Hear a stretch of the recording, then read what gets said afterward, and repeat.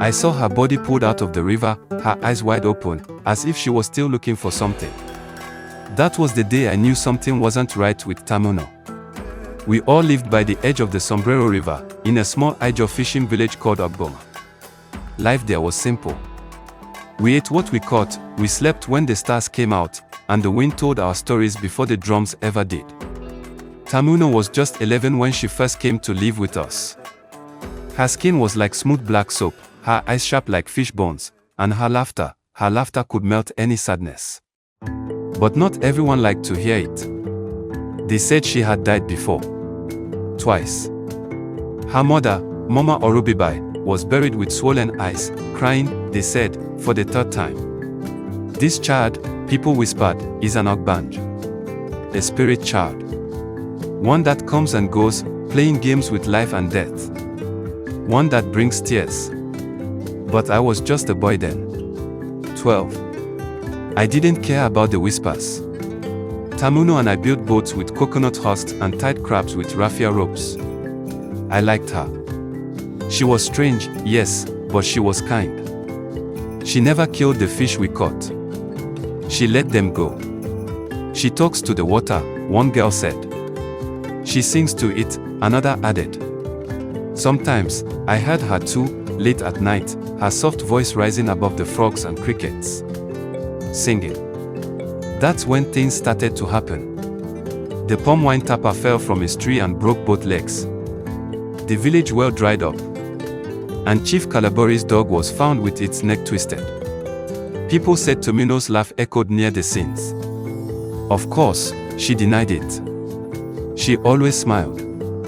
Too much, if you ask me. Then one day, Elder Ebikobo called for a meeting under the Iroko tree.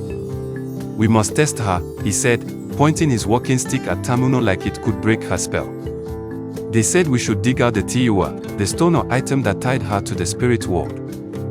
They said if we found it and destroyed it, she'd stop dying. Stop bringing bad luck. But Tamuno didn't want to be saved. They won't find it, she told me once, her voice calm. Because it's not hidden. It's inside someone. I didn't understand what she meant. Not until the night her stepfather, Boma, got drunk and told everyone the truth. She's not Ogbanje, he spat, waving his bottle. She just knows too much. That girl saw something she shouldn't have seen. That's when the pieces started falling into place. You see, months before Tamuno's first death, her real father had drowned mysteriously. He was strong, a skilled fisherman. No one could believe he just slipped and fell. Tamuno saw him die. She told her mother. And her mother told Boma, her new husband. Days later, her mother was found hanging from the rafters. Everyone called it grief. I think now it was fear. Tamuno had tried to speak once, to Elder Ebikobo. The next morning, she was found in the river. Floating. Barely alive. But the thing with Tamuno was, she always came back. Until she didn't. That final day, the river was too quiet. Fishermen said the fish had vanished. The women by the stream said the water felt colder. Even the birds were silent. Tamuno had gone missing the night before. Some said she ran away. Others said the river took her back. I found her.